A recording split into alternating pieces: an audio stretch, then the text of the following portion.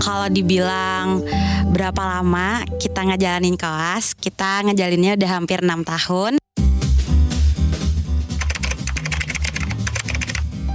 Enggak yang gimana-gimana, karena emang yang dikepinginin dari dulu sih FKH itu. Karena emang dari kecil suka hewan, suka pelihara hewan, terus apalagi kayak hewan-hewan eksotik kayak gini. Karena dari kecil ya udah emang seneng, udah passionnya kayak gitu. Pertama nggak expect sih, kalau ternyata di dalam kampus itu ada kandangnya. Jadi waktu masuk FKH, lah ada kandangnya di kampus. Saya pertama kali itu nggak menyangka karena bukan pilihan pertama juga. Kalau saya itu ya sudah menyangka sebenarnya. Soalnya pilihan saya cuma UNER, FKH, cuma satu pilihan. Terus saat lulus ya alhamdulillah. Pertama kali keterima juga, teman-teman aku pada yang kayak ibaratnya ngomong bujuran Ra. Bujuran tuh artinya kamu yakin Ra masuk FKH. Dan ya yakin karena sekarang udah berada di titik ini.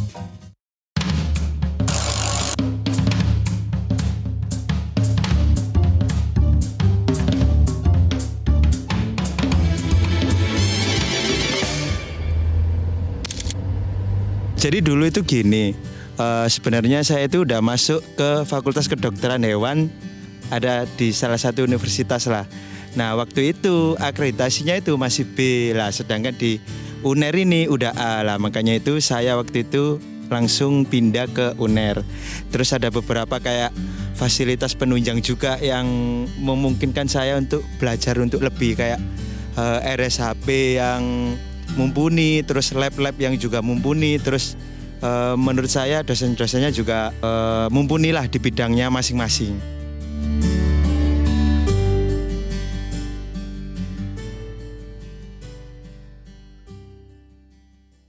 Hari ini kita mau visit sulcata yang mana, Dok? Ini sih ada pelaporan beberapa sulcata di sini tuh cacingan. Jadi kita paling nanti medical check up sama ngasih obat cacing sih ke mereka-mereka ini. Oh ya, itu apa yang sana? Dimulai dari sana aja deh boleh. Oke.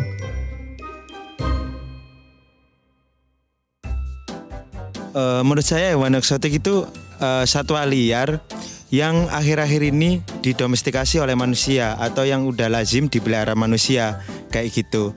Untuk contohnya sendiri banyak ya. Contohnya kayak yang ini ada kura-kura sulcata nih yang udah banyak dipelihara dan dikembangbiakan di Indonesia. Banyak sih yang membedakan kayak makannya, terus kebiasaannya, terus juga cara pengobatannya pun beda, terus cara handlingnya itu juga beda kayak gitu sih. Kebetulan saya di sini sih dapat banyak ya waktu itu. Jadi pemeriksaan kuda waktu itu, ngasih treatment, terus ngobatin kelinci yang skabies, kembung kayak gitu-gitu. Terus periksa sulcata juga, periksa rusa juga di sini. Banyak sih dapatnya waktu itu, waktu koas di sini saya.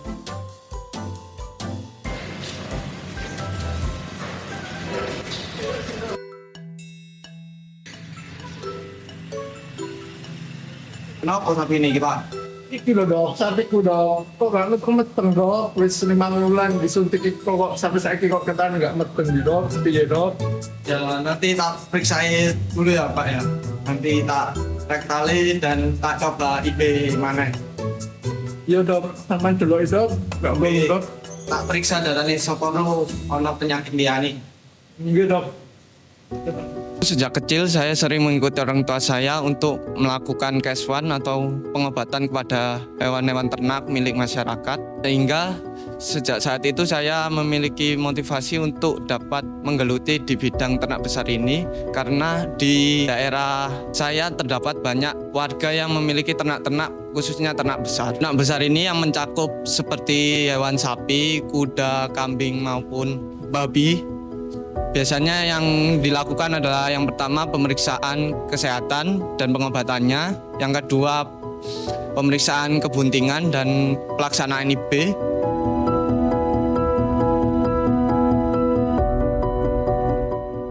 Untuk yang ketiga, pemeriksaan lab yang berupa pengambilan darah pada sapi dan hewan-hewan lainnya.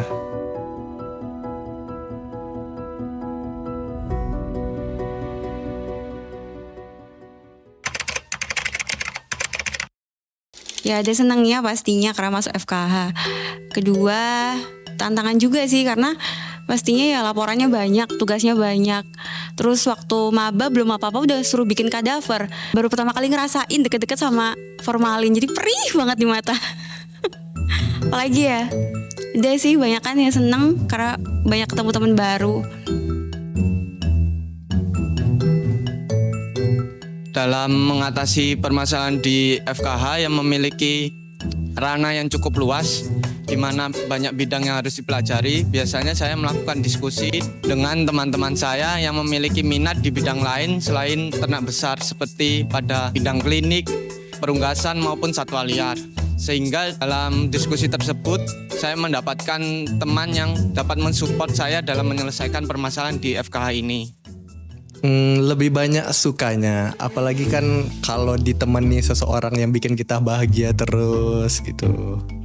Emang siapa?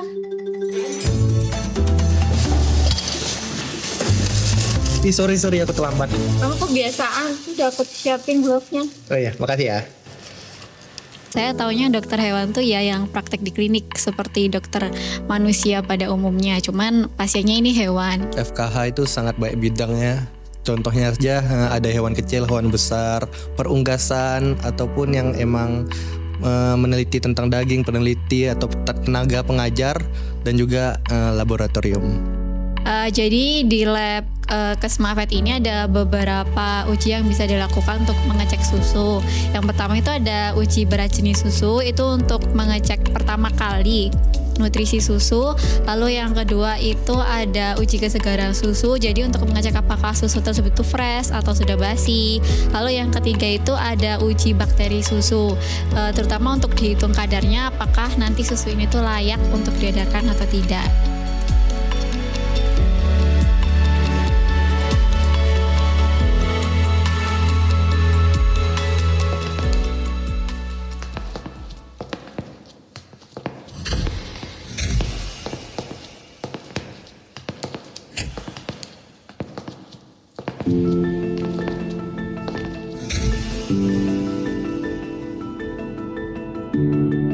Jadi sedikit cerita ya, waktu di RSHP aku pernah nemuin kasus kalau kucing itu keracunan. Ternyata setelah ditanya dikasih paracetamol.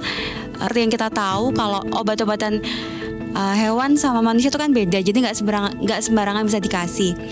Jadi harapan aku ke depannya semoga para owner atau pemilik hewan kesayangan di luar sana itu lebih aware sama kesehatan hewan kesayangannya. Jadi nggak sembarangan kasih obat-obatan di rumah gitu. Jadi nggak main dokter-dokteran.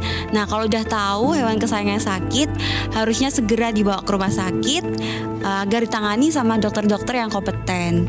Sebelumnya kan aku tuh mikir kalau jadi seorang dokter hewan tuh tugasnya kan cuman nyembuhin hewan doang. Jadi kayak kalau hewannya sembuh berarti kita berhasil kayak gitu.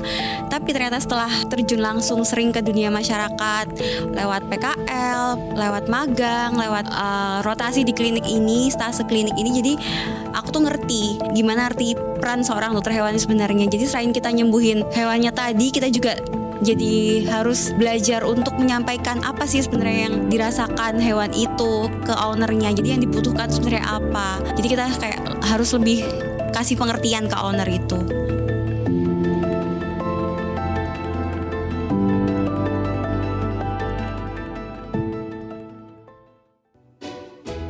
Pak, apa kabar Pak? Iya. Salim. Anak koas Pak. Iya. Mau ambil telur boleh nggak Pak? Oh boleh, silakan. Iya. Naik.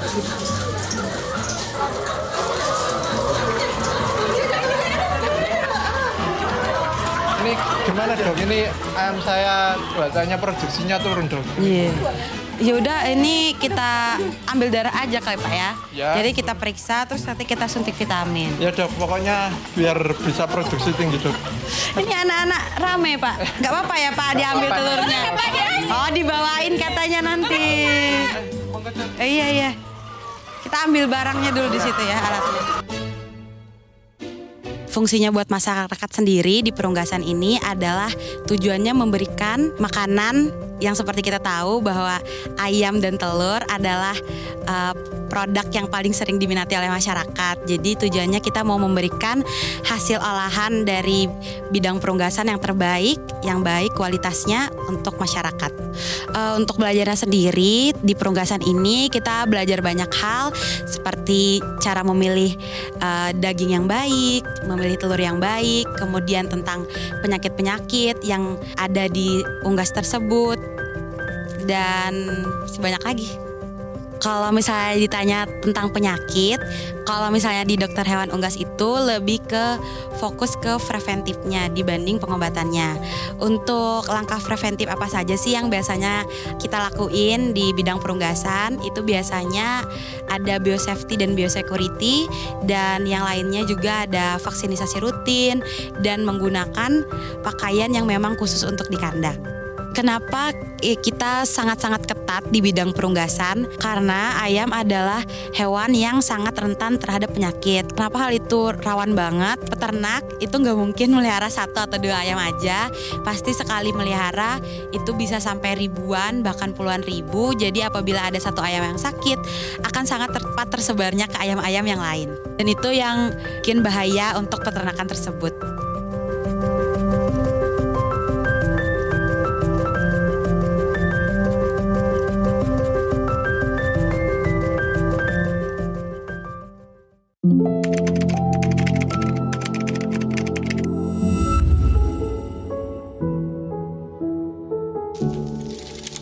Harapannya sih lebih banyak nantinya dokter hewan yang lebih mendalami di bidang exotic pet ini, karena menurut saya kedepannya exotic pet ini bakal lebih berkembang, terus bakal lebih menjanjikan nih di bidang dokter hewan itu sendiri kayak gitu. Seperti yang kita ketahui sendiri, sekarang banyak dokter hewan yang memiliki minat selain di bidang ternak besar itu sendiri.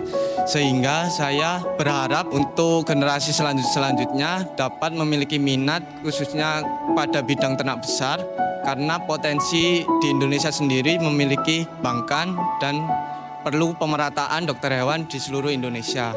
Harapan saya ke depannya ilmu-ilmu kedokteran hewan ini makin berkembang, dan juga penelitian-penelitiannya terutama di bidang kesehatan masyarakat veteriner ini yang saya jalani tentunya diharapkan makin berkembang, dan diharapkan minat-minat lainnya untuk kedokteran hewan untuk membantu pada bidang ini.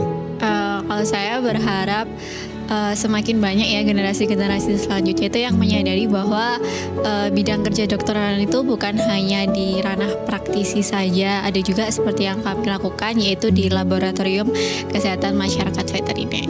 Mungkin masih banyak orang di luar sana yang memandang sebelah mata dengan profesi dokter hewan. Padahal produk olahan asal hewan yang kita makan sehari-hari, kemudian hewan kesayangan yang sudah kita anggap seperti keluarga sendiri, penyakit menular yang ditularkan oleh hewan ke manusia ataupun sebaliknya, itu merupakan tugas dokter hewan di dalam kehidupan bermasyarakat. Sesuai dengan slogan dokter hewan kita, yaitu manusia meriga satwa saka, yaitu mensejahterakan manusia melalui kesehatan hewan, maka dokter hewan akan selalu dibutuhkan di masyarakat.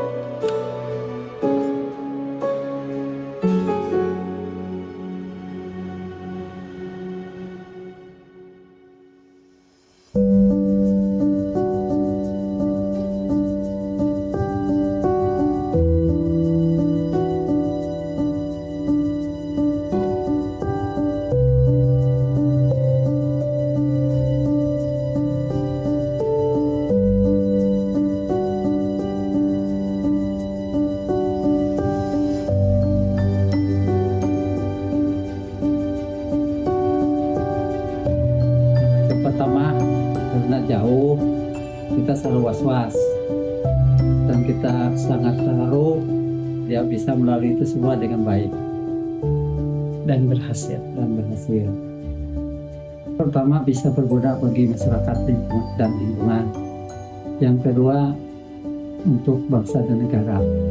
Pesan dan pesan kami. Terlebih dahulu kami ucapkan selamat untuk anak kami Florentina Lintang atas prestasi yang diraihnya sehingga bisa lulus dengan memperoleh IPK tertinggi pada angkatan ini.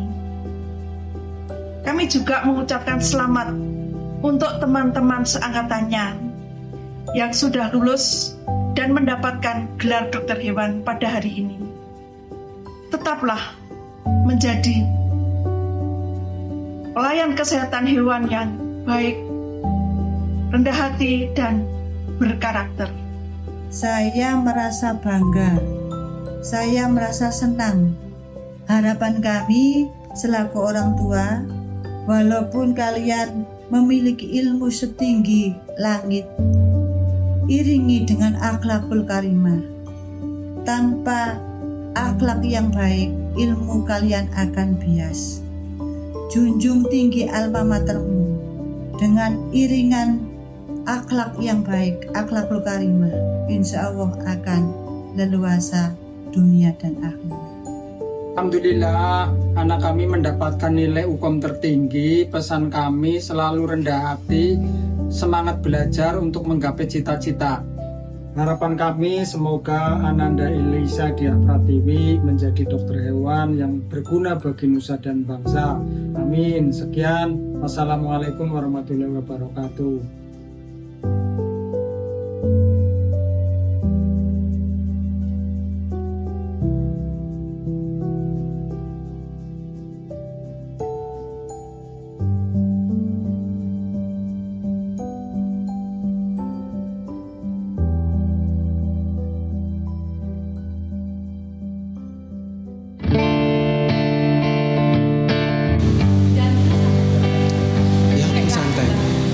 Ya aku ya bingung gini kayak mic ya apa ini.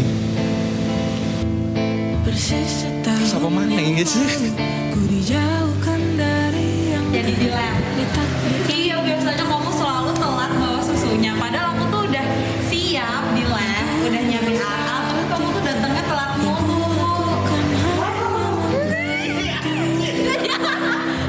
Kan seneng, apalagi ditemenin seseorang.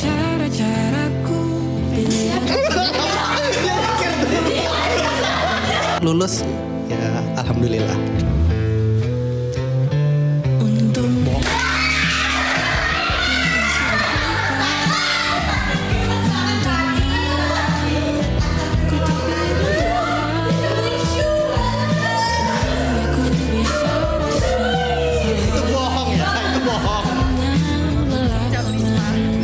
Gus, bagus datang Gus. Oke, gimana?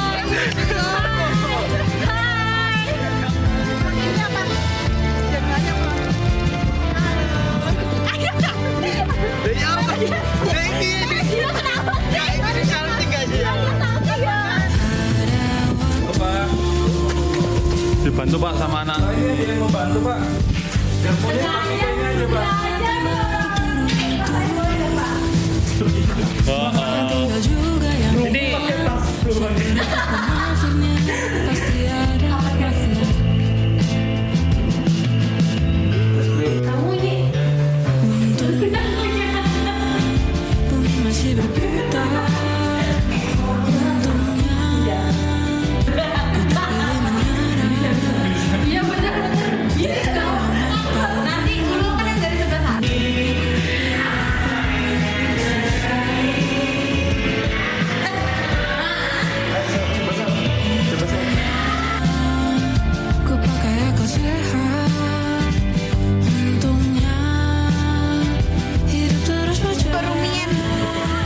Rumian Pak.